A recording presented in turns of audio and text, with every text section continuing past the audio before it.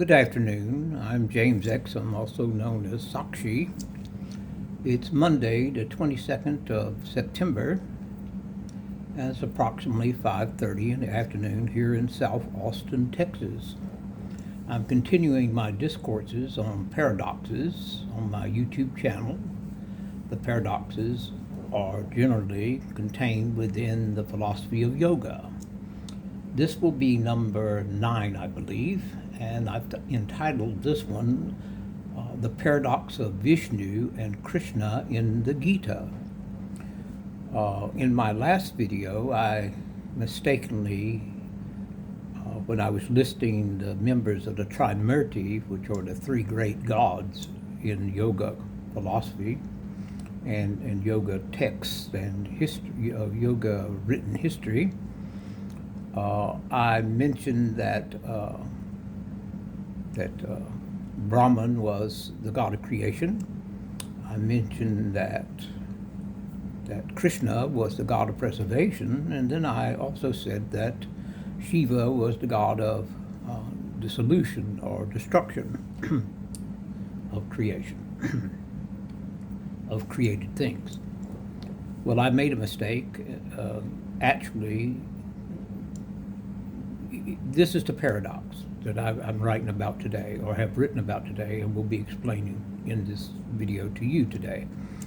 Actually, it should not have been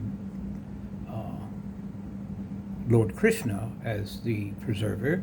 It should have been Lord Vishnu. And in my description below, in the box below the video that you can find online right now, it's already been published, I apologized for that, and I mentioned that you could look these things up in Yogapedia or Wikipedia, and I'm not compensated either way for either one of those. It's just reliable information as far as I'm concerned that I've been utilizing for years. In researching, I'm a researcher, I'm a commentator, and I do comparative studies of different religions, different philosophies, different historical perspectives within the different religions that I explore. And this morning, to make sure I was on the right path, dharma, and to make sure I was correct in my actions, karma, I looked up the phrase that was used by Robert Oppenheimer when the blast went off at Los Alamos in the testing of the atomic bomb. He, Robert Oppenheimer, Dr. Robert Oppenheimer was, I don't know if he was a follower of yoga, but he was definitely a student of yoga, yogic philosophy like I am. He was not a yogi, he was a scientist primarily. It wasn't his first love, but he was a scientist. And I thought to myself, well, he's going to talk about the god of destruction in that, because when he saw the bomb go off, he said some people laughed, I'm paraphrasing here, some people smiled, some people laughed, some people cried. He said, but I thought to myself, here is Vishnu, destroyer of worlds. He used Vishnu as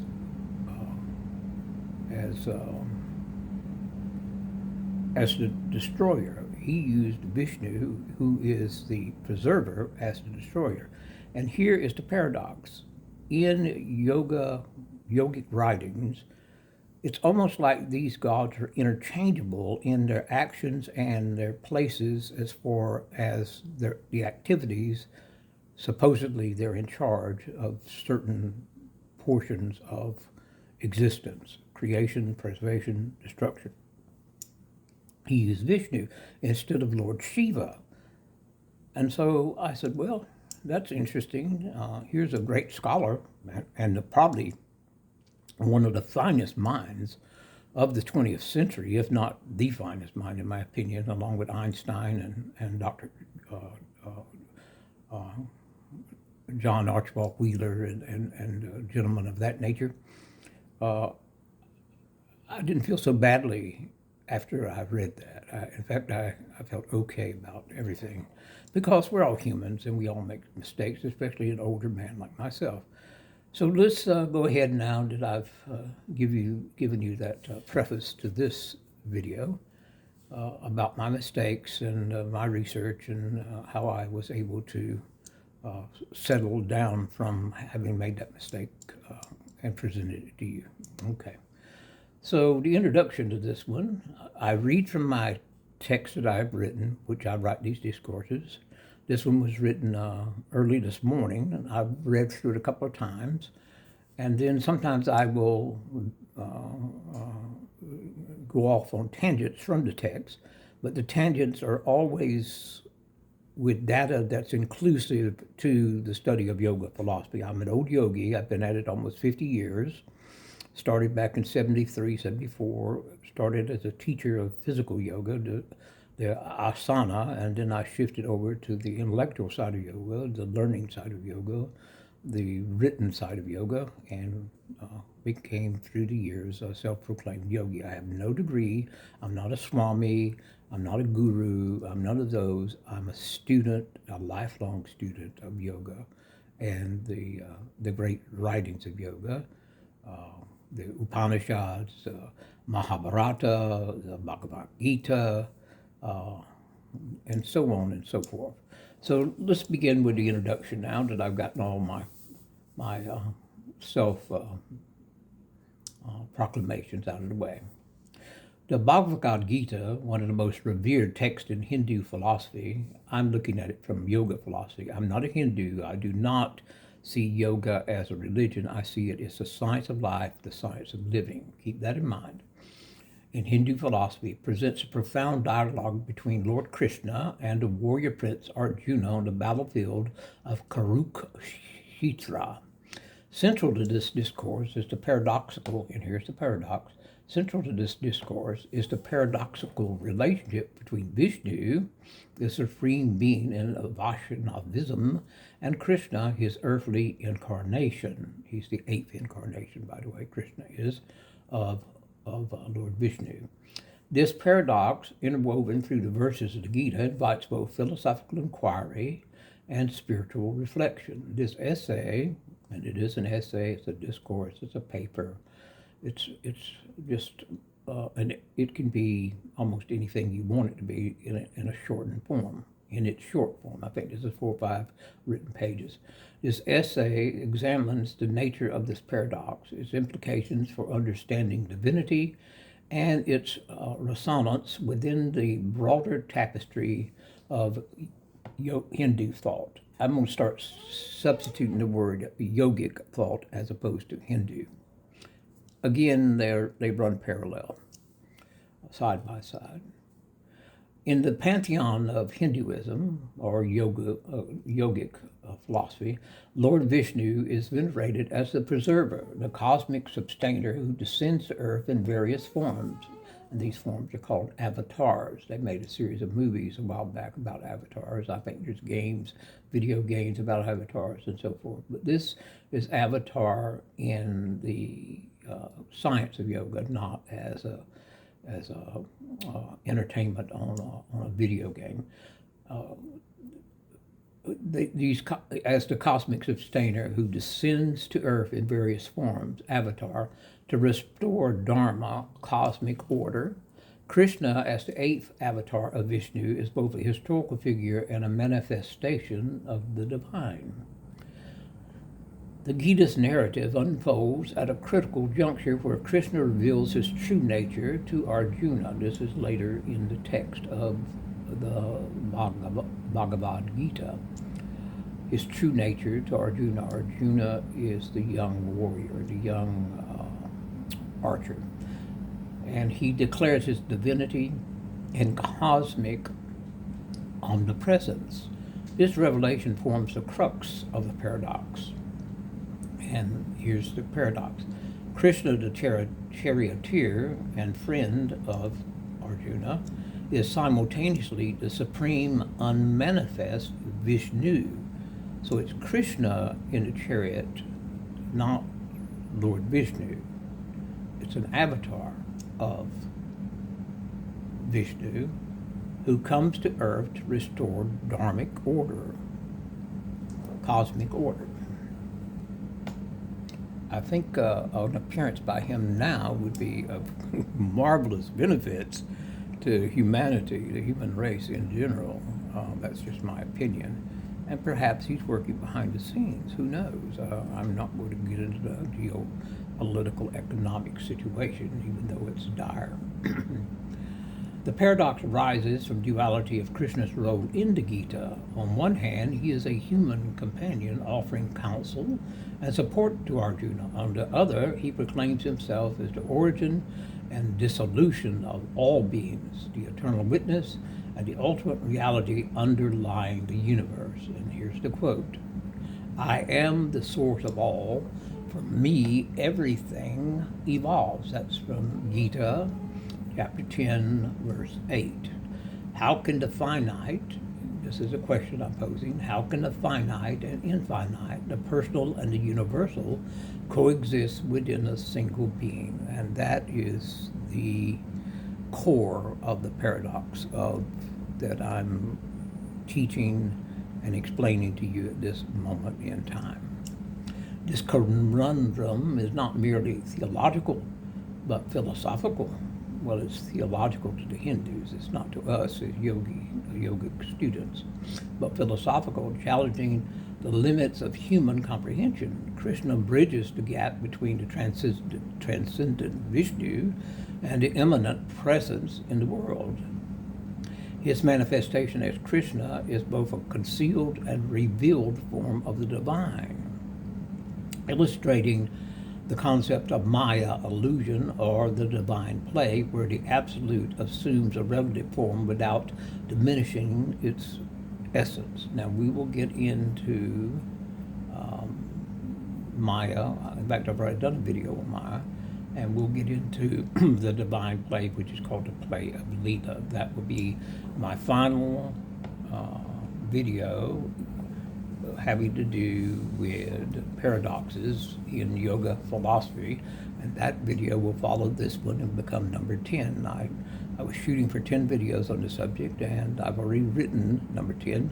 In fact, after I finish this one, I'll take a short break and come back and record number 10 for you. So they will both be published later today, and then I will be done with 50 videos that I have produced within 2 months. Easily, well, not easily, but done within 2 months. The reason I wanted 50 is I was shooting for having created this group of videos, which I'm brand new at this. As I said, I've been doing it less than, let's call it 2.5 months. Less than 2.5 months. I had to teach myself to use this camera. I bought a brand new phone that I could record on. I had to learn to use all of that. I had to learn to set up the studio. I had to learn to do my hair and my beard, and write the scripts, so to speak, which are the discourses, and then edit them, and then do the narration myself, and learn to. I've done very little editing to the videos, but I have done the editing I've done usually is to just chop something out. I really didn't go back and reword it or anything. So to get back to the subject, the paradox of Vishnu and Krishna compels devotees to reconcile the tension between worshiping a personal deity and contemplating the formless absolute. The absolute is Brahman. For many, Krishna's life and teachings make the abstract principles of dharma, karma, those are twins or cousins, and yoga accessible and relatable. Yet the Gita, this is very important, yet the Gita insists that Krishna's human form is not a limitation, but a deliberate act of divine grace, enabling humanity to approach the infinite through the finite. That's a very important comment that I wrote there, idea that I've written down. Philosophically, the paradox reflects the non-dualistic tendency within Hinduism. Well, again, I'm not writing from a Hindu point of view. I'm writing from a yogi who is a student of comparative philosophy. I'm writing from the yogi's point of view. I would like to put the word Hinduism in there, or I added that in because I don't want to offend anyone or take away anything from anyone. I'm sharing the data between the two different subjects of Hinduism and yoga philosophy, particularly in the Advaita Vedanta tradition, which posits that all forms are ultimately expressions of the one reality, Brahman, and that is the truth of it. The distinction between Vishnu and Krishna dissolves in the realization that all avatars are but facets of the same divine consciousness, differentiated for the sake of cosmic functions. They act within the mechanics of cosmic functions and human understanding. The distinction between Vishnu and Krishna, from the perspective of Shankara, Adi Shankaracharya, I like to, in my discourses, I like to bring in an outside viewpoint. Actually, I use two viewpoints for commentary. I use my own as James Exum and Sakshi. That's hyphenated because I named my soul Sakshi, and it's sort of my co-author when I write these. I'm not off my rocker. That's just how I look at it, because my soul whispers information to me all the time. That's not a voice I hear in my head. That is the cosmic voice. That is the voice of the spark of the divine that's within all humans. All of us hear that little voice, or should, and some of us learn to befriend it, and some of us learn to communicate with it and listen to its teachings. It really can't force us to do anything, but it can make positive suggestions, and I've learned to listen to those positive suggestions. Shankara would interpret the dissolution of distinction between Vishnu and Krishna as a reflection of the ultimate non-dual reality, Brahman. For Shankara, all differentiated forms include Vishnu, Krishna, and their various avatars are manifestations of Brahman, the one without a second. Now, who is Shankara? If you've listened to any of my videos, you already know who he is. If you haven't listened to him, I'm not going to use up time here to explain who he is. I will just say he's an 8th century narrator and student and teacher of the great books of yoga philosophy, and he did a great narration on the Gita, and he is 8th century, and he's just a marvelous commentator. In fact, he's the greatest commentator in yoga philosophy. The apparent multiplicity serves only as a means for the conditioned mind to approach the ineffable absolute. We cannot really speak of God. We cannot really speak of Brahman in a personal way or in a casual way. The word ineffable means unspeakable. Thus, Shankara might say that the realization spoken of here, points to the transcendence of all forms and names. And I'm going to use the Sanskrit here, all forms of names. And that is, in Sanskrit, is nama, rupa, in the knowledge of the self, which is Atman, which is the soul, which is the self, which is the Sakshi, as non-different from Brahman. The avatars, then, are scholastic devices that guide seekers towards the highest realization that the divine consciousness is ultimately formless, attributeless, and non-dual, without attributes. The distinction between Vishnu and Krishna exists only at the level of empirical reality. It dissolves in the absolute reality where all is Brahman. And the Sanskrit word for empirical reality is Vyavaharika, and the same language, the word for absolute reality, as opposed to empirical, is Paramarthaka, and that's where all is Brahman. From the perspective of myself, as James Exum and Sakshi, the writers and the narrators and the creators of this group of writings and philosophy. I'm blending traditional insight with modern accessibility. Often I emphasize the experiential and devotional aspects of yoga philosophy. I might comment that the dissolution of distinct between Vishnu and Krishna is not just a metaphysical abstraction, but a living reality for the seeker. If it seems to you I'm speaking in a high form of English, I am. I'm a philosopher. I'm not a kindergarten student. And if you're new to my videos, you might be put off a little bit by this and even thinking, well, the old man's using big words trying to impress me. This is the way I write. If you've looked at any of my papers, read any of my excerpts from my books, you will know that this is the way I think and write. I have friends here in Austin.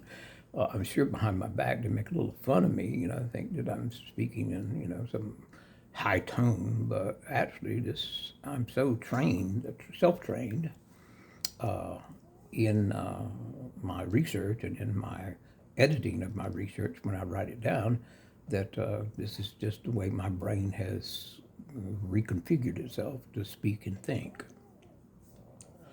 Okay. In my videos and writings, I encourage practitioners to see the avatars as doorways to the divine, tailored to the needs of the time and temperament of the devotee. The devotee is yourself. If you're a seeker for an understanding of the higher elements of yoga, you're definitely a devotee.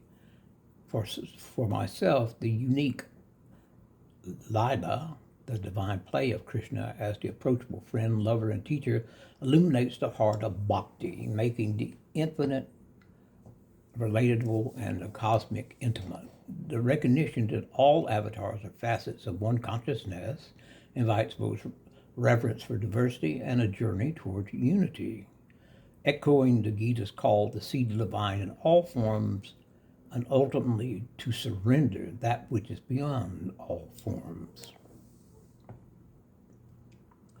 Now here's the resolution in Gita for the paradox. The Gita, while acknowledging the paradox, offers a resolution rooted in faith and spiritual discipline. Krishna exhorts Arjuna to surrender all forms of dharma and seek refuge in him alone. That's Gita, chapter 18, which is the last chapter, by the way. Verse 66, which is pretty far into that chapter, near the end of the book, so to speak.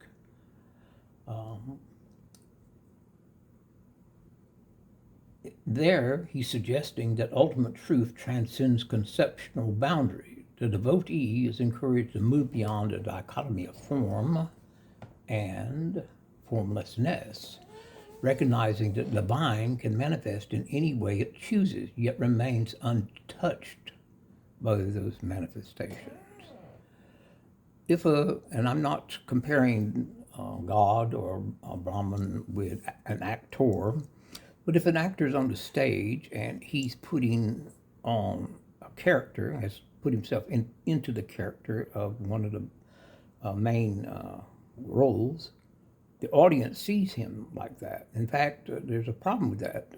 Sometimes people get so far into their roles that when they leave that role, they can really never escape it in the public's eye. If they're seen out in public, Superman is Superman, Batman is Batman, even though they've left that role years ago. That's an accursed form of existence those poor folks have to go through. But fortunately, the divine can manifest in any way it chooses without being touched by those manifestations. He is untouched, or it is untouched. You should refer to Brahman as it, not he or she. It is it. That's the classical way of referring to the Creator.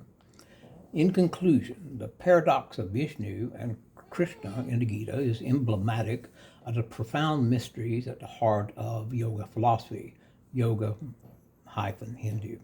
It challenges the devotee and philosopher alike to embrace the complexity of divine identity, the complexity of divine identity, and the limits of human perception. Remember, we're only humans. We can't see beyond the veil of Maya. We cannot see beyond the cosmic realm. We cannot see beyond, barely see beyond the horizon of the earth. And definitely with human minds, we're physically and the way we were designed, we're highly limited in seeing anywhere near a godlike level of perception from a godlike vantage point. Rather than offering a simple answer, this is very important, rather than offering a simple answer, the Gita invites an ongoing engagement with the sacred, where paradox becomes a doorway to deeper understanding and devotion. This is how I look at my paradoxes that I've written about. This will be number 10, or number 9. In this way, the relationship between Vishnu and Krishna is not a conundrum to be solved, but a spiritual truth to be experienced and contemplated. And there we have it. That's number 9. We've wrapped it up. And now I will say a few things. I want this to go for about 30 minutes, so I have about 3.5 minutes to speak here. First, know that, as I said, I'm an old yogi, and I've been at this for years and years, and I know it's a deep subject, especially to new viewers, but that's okay. It was a deep subject when I started, and back in '74. And it's still a deep subject to me, even at this advanced age. I'm about to be 75, September 30th. This is my birthday present to myself, by the way, to have produced successfully 50 videos in less than 2.5 months. That's not bad for an old man about to hit 75. So take hope, all of ye that are out there that think growing old is some miserable form of existence. And I'm not saying that there aren't some poor souls, and I'm not making pity on them, I'm just being factual here.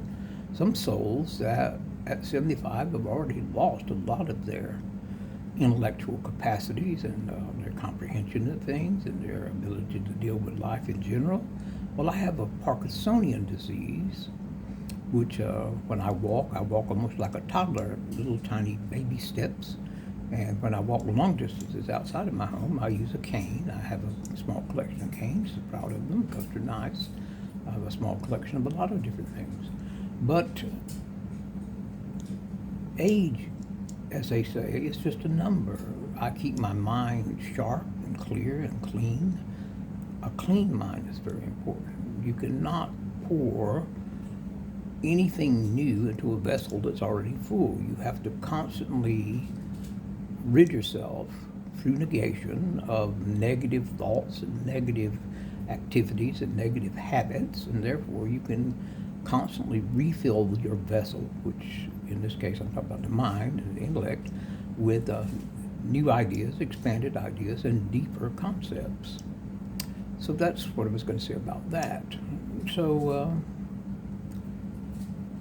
it's interesting. Here I'm sitting here, and sometimes I'll sit around thinking, well, what are you going to write next to put in this series? You've got to put 50 of them out there. Well, that's a lot. 50 is a lot of videos to write, produce, and narrate in 2.5 months, especially when you're brand new to the craft of being a videographer, I suppose what you call them, a filmmaker. It's a form of filmmaking. And so I just wait until something hits me, and then I sit down and write about it. And that's how I wrote this one. The conflict I had yesterday in saying that Vishnu is the preserver, and mistakenly saying it was Krishna, even though I was a very far off base there. It was Vishnu, but in the 8th manifested avatar stage. So I was right and I was wrong, but I would like to be as close to reality, as close to factual as I can be for my listeners and my readers. So all of that said and done, I'm going to now close by saying simply, thank you so much for listening to me. One more to go, and I will have finished 50 as I was going to. By the way, I'll be finishing them a week and a day ahead of time. Not bad, again, for what I've gone through. So be good to yourself, be good to others, and be good to strangers. And pass that idea along. It's an idea of civility. It's an idea of getting along with your fellow man, which is why we're here. We need to get along with each other. All this geopolitical mess we're going through right now, don't pay too much attention to it, because remember, Krishna appears when he's needed to right the cosmic wrongs. And I have faith in that. I believe in that. In my true heart and in my soul, I believe that. And I am the soul, the divine spark on loan from the Creator, Brahman. It was given to me with my first breath. It will be taken away from my body with my last breath. The body will dissolve back into the chemical aspects from whence it's made, and I shall return to the Creator, or some other form he wishes me to be, once I've left this earthly plane and dropped off this old suit of clothes. Yes, that's right. So thank you again. If you enjoyed it, that's wonderful. If you didn't, that's okay too. And I'll see you in a little while with paradox number 10.